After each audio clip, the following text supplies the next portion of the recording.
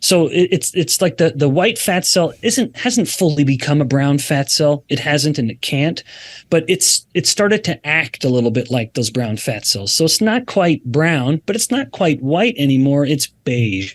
And so we say that it was a beiging effect. So we found that the ketones have a beiging effect on the white fat, increasing their mitochondrial content and making the mitochondria behave in a more uncoupled state. Now, it's no surprise to people to learn that cold immersion will do the same thing, but that's, of course, a much less pleasant phenomenon by many standards than just being in ketosis through fasting or dietary control. But nevertheless, it does touch on the fact that you can leverage this biochemical phenomenon to have your fat cells start to really work in your favor in order to facilitate weight loss. So ironically, the fat cell begins eating its own fat as its metabolic rate has climbed, further facilitating fat loss. I know of no evidence to suggest that it can ever go all the way.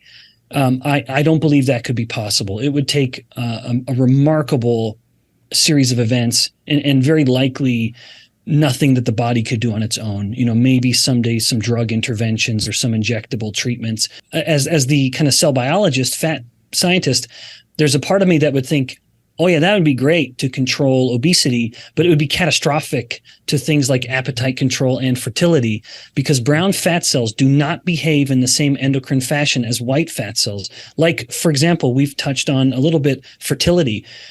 Leptin, while we always think of leptin as only regulating appetite, it is utterly and totally essential to fertility. That's why if someone has a leptin deficiency, they are infertile. They're sterile. They cannot reproduce. You have to give them leptin in order for them to have a normal fertility capability. But brown fat cells produce essentially no leptin.